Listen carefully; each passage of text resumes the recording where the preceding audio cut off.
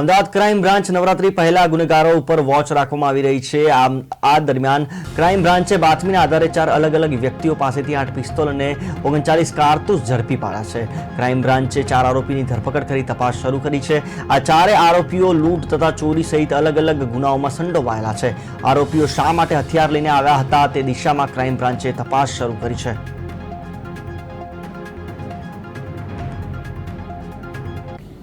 આ માહિતીને અનુસંધાને 3 અલગ અલગ હથિયાર ધારાનો કેસ કરવામાં ક્રાઇમ બ્રાન્ચને સફળતા મળી છે।